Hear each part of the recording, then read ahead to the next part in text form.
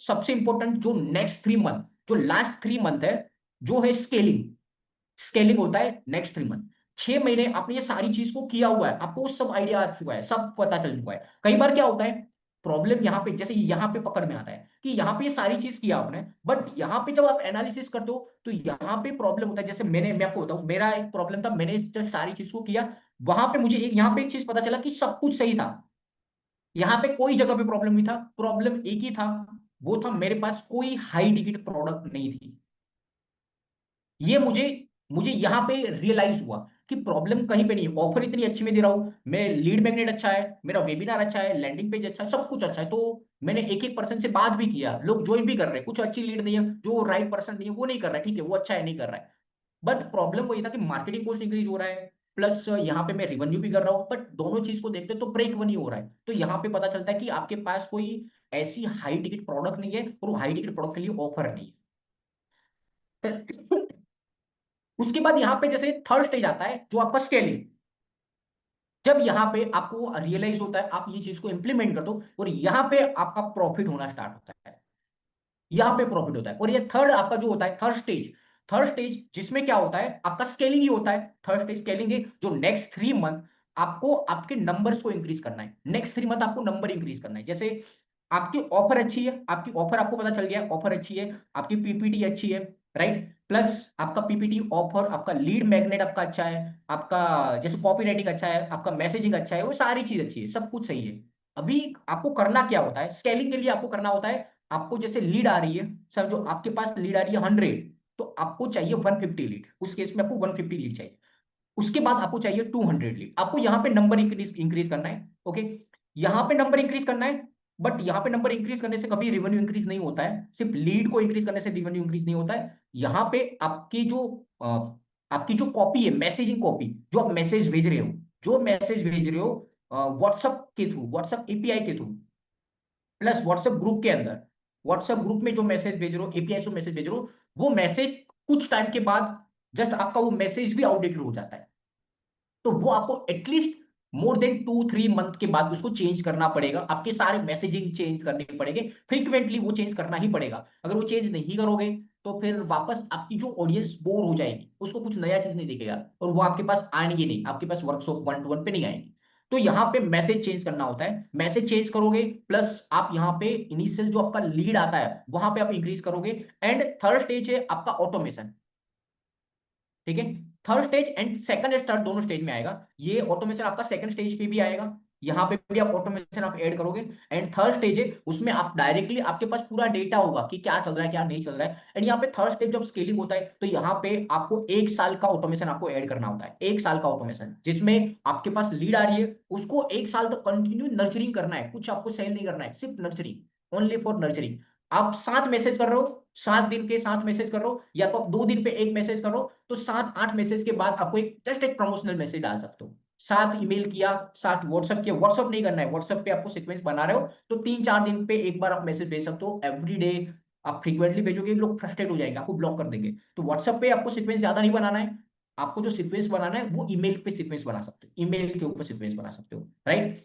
And यहाँ पे आपका ऑटोमेशन होगा, जिसके थ्रू आप नर्चरिंग करोगे, एंड नर्चरिंग होके आपके पास लीड आएगी, राइट। एंड यहाँ पे आपके पास नंबर इंक्रीज हो गए, प्लस यहाँ पे थर्ड स्टेज है जो आपका स्केलिंग स्टेज। यहाँ पे क्या होता है, यहाँ पे आपको दो चीज करना होता है। एक, आपके पास पास्ट में बहुत सारी लीड आपके पास होगी, जो लीड आपके पास वर्कशॉप पे या फिर आपके 1-to-1 पे, या जो भी आप मेथड यूज करो वहां पे ऑलरेडी आ चुकी है। तो यहाँ पे आपके पास जो एग्जिस्टिंग लीड है, उस एग्जिस्टिंग लीड को आपको लेके जाना है, एक एक वर्कशॉप प्लान करना है। उसके बाद जैसे थर्ड स्टेज है, वहां पे एक आपको सेपरेट वर्कशॉप प्लान करना होता है। वर्कशॉप क्या करता है, वर्कशॉप जस्ट एजुकेट करता है, वहां पे सेल्स आ भी सकता है नहीं भी आता है, ऐसा नहीं, आ ही जाएगा, आप भी आता भी है नहीं भी आता है, बट आपकी ऑडियंस एजुकेट हो जाती है तो वो आज नहीं तो कल आपसे ही प्रोडक्ट परचेज करने वाले, किसी और से परचेज नहीं करने वाले, राइट। तो यहाँ पे आपका एक नया वर्कशॉप प्लान होगा जो आपका टोटल डिफरेंट होगा, राइट। एंड यहाँ पे आपको 3 चीज कवर करना होता है, प्रॉब्लम्स जो आपने फेस किया हुआ है, जो आपके स्टूडेंट ने फेस किया हुआ है, सॉल्यूशन जो नॉर्मली लोग ढूंढते हैं, सॉल्यूशंस, एंड आपकी ऑफर, कि कैसे आपकी ऑफर डिफरेंट है, जो लोग सॉल्यूशन ढूंढते हैं उससे आपकी ऑफर डिफरेंट कैसे है। ये तीन चीज अगर आपने किया तो यहाँ पे आपको सेल्स आ सकते हैं, बहुत सारे लोग आ जाएंगे आपके पास, कन्वेंस हो जाएगी। मेन चीज आपको परसुएशन स्किल सीखना होगा कि हाउ यू कैन परसुएट, लोगों को परसुएट कैसे करना है, बात कैसे करना है, कैसे उनको फील करवाना है एक्चुअल में हाँ ये प्रॉब्लम एग्जिस्ट करती है, ये सॉल्यूशन भी लोग देते हैं, बट ये सॉल्यूशन से कुछ नहीं होता है। आपके पास जो ऑफर है जिसमें आप क्या यूनिक सॉल्यूशन दे रहे हो जिसके थ्रू उनकी प्रॉब्लम सॉल्व हो सकती है, ज्यादा चांस है कि उनकी प्रॉब्लम सॉल्व होगी। ये चीज है जो आपको कोई भी मॉडल यूज करते हो, अगर समझो आप वेबिनार करते हो, आप वन टू वन करते हो, आप ईमेल ईमेल के थ्रू नर्चरिंग करते हो, आप व्हाट्सएप के थ्रू करते हो, कॉल के थ्रू करते हो, जो भी मेथड यूज करते हो, यहाँ पे ये तीन स्टेप आते हैं। ये तीन स्टेप आपने कर दिया प्रॉपरली, आपको ये तीन स्टेप को प्रॉपर स्ट्रक्चर से आपने इसको सेट कर दिया, तो यहाँ पे वो कस्टमर है एटलीस्ट उसके माइंड में जाएगा, एक चीज ट्रिगर होगा कि हाँ मुझे तो ये प्रोडक्ट परचेज करना चाहिए, क्योंकि एक्चुअल में जो लोग सॉल्यूशन प्रोवाइड कर रहे हैं वो उससे डिफरेंट है, कुछ सॉल्यूशन इससे डिफरेंट है, तो मुझे एटलीस्ट ट्राई करना चाहिए कि क्या है कैसा है, एक्सपीरियंस मिलेगा, जस्ट ट्राई करना चाहिए, उनके माइंड में एक चीज तो ट्रिगर होगा। अगर ये चीज आपने प्रॉपर वे से कर दिया और रियल, अभी यहाँ पे एक चीज होती है कि आप जब कोई भी चीज करते हो यहाँ पे, तो एक चीज देखो, विन विन सिचुएशन होना चाहिए, विन प्लस विन। जब तक दो विन सिचुएशन नहीं होता है तब तक क्लोजिंग नहीं होता है। बिजनेस में यही चीज है जो मैं पहले भी बताता था, अभी भी यही बता रहा हूँ, विन सिचुएशन आपका भी होना चाहिए, सामने वाले का भी विन सिचुएशन होना चाहिए। जब दो विन सिचुएशन होता है तब यहाँ पे क्लोजिंग होता है, एंड लॉन्ग टर्म पे ही सेल होता है। एक बार सेल करके कभी प्रॉफिटेबल नहीं होते हैं। एक बार मैंने सेल कर दिया आपको, बट उससे मैं प्रॉफिटेबल नहीं होना, मैं आपको वीकली आपको जस्ट वैल्यू नहीं दूंगा, वीकली मैं आपको कुछ नई चीज आपको नहीं सिखाऊंगा, आपके बिजनेस में कुछ ग्रो नहीं होगा, तो आपका यहाँ पे कुछ भी नहीं होने वाला है, राइट। तो मेन चीज वही है, आपकी प्रोडक्ट कैसे ज्यादा यूजफुल हो सकते हैं, उसके लिए आपको क्या चीज करना पड़ेगा, वो चीज को आइडेंटिफाई करना है और उसके बेस पे आपको ये चीज करना है।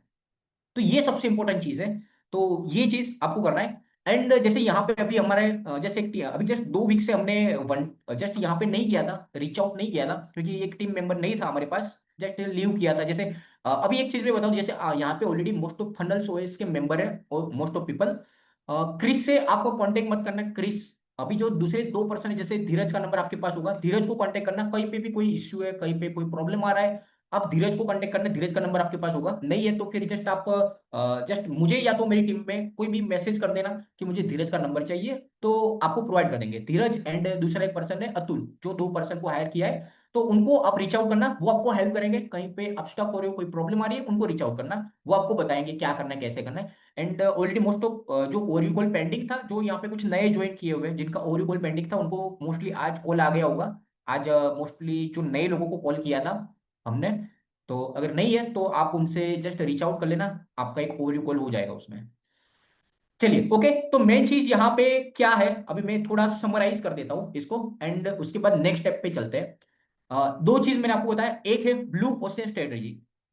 ब्लू ओशियन स्ट्रेटेजी, अभी इसमें क्या होता है ब्लू ओशियन के अंदर, 2 चीज जो मैंने बताया, रेड ओशियन जो नॉर्मली लोग प्रोवाइड करते हैं डिजिटल मार्केटिंग, वो क्या है, ब्लू ओशियन, वो रेड ओशियन है। आपका ब्लू ओशियन क्या है, आप अपने कोई नेटिव लैंग्वेज में जा रहे हो, वहां पे कंपटीशन नहीं है, आपके कोई एक सब नीश ढूंढते हो, जैसे कोई मैंने आपको बताया example, digital marketing for doctor, ऐसे कोई भी आप जो सर्विस दे रहे हो वो पर्टिकुलर पर्सन को दो, जिससे वहां पे आप एज एक्सपर्ट काउंट हो गए, एंड वहां से आप दूसरों से अलग हो गए, आपका लीड कॉस्ट कम आएगा, प्लस आपका चांस ज्यादा होगा, आपको छोटे मतलब कि छोटे मार्केट में आप बड़े खिलाड़ी बन सकते हो, राइट। तो ब्लू ओशन स्ट्रेटेजी उसमें आपको ज्यादा काम में आता है। सेकंड जो मैंने आपको बताया 3 स्टेज, ये सारे बिजनेस में ये 3 स्टेज होते हैं, सारे बिजनेस में मैंने 3 मंथ का आपको बताया, राइट। वो डिफरेंट हो सकता है, कुछ बिजनेस के लिए वो 4 महीना भी हो सकता है, कुछ बिजनेस के लिए 1 महीना भी हो सकता है, right. Depend on your experience, आपके पास कितना एक्सपीरियंस है, कितना नॉलेज है, कितना स्किल है, उसके बेस पे ये 3 महीने का, 4 महीने, 1 महीना, 2 महीने हो सकता है, बट नॉर्मल केस में मैंने 3 महीना देखा है कि 3 महीने में अगर आप प्रॉपरली काम करते हो तो 3 महीने में वो सारी चीज को एनालिसिस कर सकते हो। जैसे आपका स्ट्रक्चर है, 3 महीने में स्ट्रक्चर बहुत अच्छे से ये रेडी हो सकता है, 3 महीने में आप वो सारी चीज को एनालिसिस कर सकते हो, और 3 महीने में उसको स्केल करना ईजी है, आप स्केल कर सकते हो। बट उसके लिए आपका फोकस, आप कहाँ पे फोकस है, आपका आपका फोकस कौन सी जगह पे, वो सबसे मैटर करता, सबसे ज्यादा मैटर करता है। क्योंकि आज के टाइम पे जो सबसे बेस्ट जो करेंसी है वो है आपका फोकस।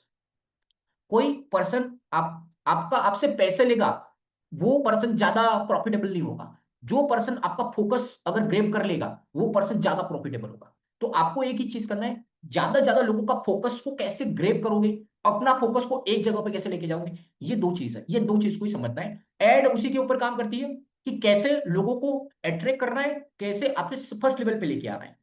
फर्स्ट आपका लीड मैग्नेट आपको जस्ट क्या करता है, एटलीस्ट जस्ट नर्चरिंग करता है, वो एटलीस्ट आपकी वैल्यू क्रिएट करवाता है, एटलीस्ट उनको बताता है कि मार्केट में कोई एक पर्सन है, अमित नाम का कोई एक पर्सन है जो इस टाइप की सर्विस प्रोवाइड करता है, राइट। एंड फिर वहां पे जब आप अपने वेबिनार्स पे लाते हो, एजुकेट करते हो, एंड वहां पे आप उनको सेकंड लेवल की प्रोग्राम सेल करते हो, प्रोडक्ट सेल करते हो, वहां पे उनको ऑफर करते हो। जैसे मैंने लास्ट टाइम पे बताया था, जैसे मोस्ट ऑफ पीपल्स नहीं हो गए, लास्ट टाइम पे मैंने बताया था, अभी यहाँ पे जैसे मैं आपको आगे एक अपडेट बताऊंगा, वहां पे भी एक बताऊंगा। जैसे ऑलरेडी हमने एवरी फ्राइडे सेशन कर रहे हैं, ये सेशन का भी रिकॉर्डिंग आपको कल मिल जाएगा, कल ग्रुप में भी मिल जाएगा, एंड आपको जैसे आपके पास जो कोर्स का एक्सेस है वहां पे भी आपको मिल जाएगा, राइट। तो यहाँ पे जैसे मैंने बताया था क्वालिफाइंग बायर, ये बहुत इंपॉर्टेंट है। क्वालिफाइंग बायर, अगर आप लीड लेके आते हो, जैसे यहाँ पे लीड लाते हो, बट उसने आपको कभी पे नहीं किया हुआ है, अगर आपकी लीड ने आपको पे नहीं किया है, तो उस केस में वो लीड कन्वर्ट होने का चांस बहुत कम है। अगर आपकी लीड ने 99 रुपीज भी पे किया है, वो पर्सन क्वालिफाई हो जाता है आपके प्रोडक्ट को परचेज करने के लिए। बट लीड है वो है आपका सब्सक्राइबर। लीड का मतलब आपका वो सब्सक्राइबर है, 99 रुपीज पे किया मतलब वो आपका बायर्स है। आपको सब्सक्राइबर नहीं चाहिए, आपको बायर्स चाहिए, राइट। अभी उसने कुछ भी पे किया हुआ है, उस पर्सन ने क्रेडिट कार्ड निकाला है, एंटर किया हुआ है, एंड आपको पे किया है, मतलब कि उसने कुछ एफर्ट लगाया हुआ है आपके सर्विस को लेने के लिए। तो ये पर्सन आपकी आगे जाके भी प्रोडक्ट परचेज कर सकता है। ये पर्सन जस्ट आपके नंबर से इंक्रीज कर सकता है, आपके पास नंबर इंक्रीज होगा। जैसे यूट्यूब पे आपके पास कितने सब्सक्राइबर है, 1 लाख सब्सक्राइबर, बट कितने लोग देखते हैं, 2,000 3,000 लोग। कितने लोग एक्शन लेते हैं, 100 लोग 200 लोग। कितने लोग एक्चुअल में परचेज करते हैं, 5 लोग, राइट। तो यहाँ पे ये सिर्फ नंबर इंक्रीज करने के लिए काम में आता है, lead only for number increase करता है। जब यहाँ पे बायर से वो आपकी रिवेन्यू को इंक्रीज करता है। तो always make a buyer not a lead, ठीक है। लीड जनरेट कर रहे हो बट उसको बायर में कन्वर्ट करो, आपकी छोटी प्रोडक्ट बनाओ, 99 रुपीज की प्रोडक्ट बनाओ, उसको सेल करो। अगर वो 99 की प्रोडक्ट परचेज कर सकता है, तो वो पर्सन आपकी 1 लाख की प्रोडक्ट भी परचेज कर सकता है, अगर उसकी कैपेसिटी है, राइट। बट अगर वो 99 की प्रोडक्ट परचेज नहीं कर सकता, 1 लाख की प्रोडक्ट आपकी कभी परचेज नहीं कर सकता वो, राइट। तो वो चीज है, क्वालिफाइंग बायर्स बहुत इंपॉर्टेंट है। अभी उसका लेसन आपको मिल जाएगा, आप जस्ट जाके देखना, उसका पूरा एक सेशन में लिया था जिसमें आपको और ज्यादा क्लियर पता चल जाएगा। चलिए ठीक है, तो ये तीन चीज, ये दो चीज है आपका blue ocean and 3 stage. First stage जो आपका structure, second stage analysis, and third stage scaling. Scaling में अलग अलग मेथड है, बहुत सारी चीजें जिसके ऊपर हम अलग से वर्कशॉप करेंगे, क्योंकि वो पूरा 1 घंटा निकल जाएगा सिर्फ स्केलिंग के ऊपर, जिसमें बहुत सारी चीज करना होता है, जस्ट आपको स्केल करना उस टाइम पे, राइट।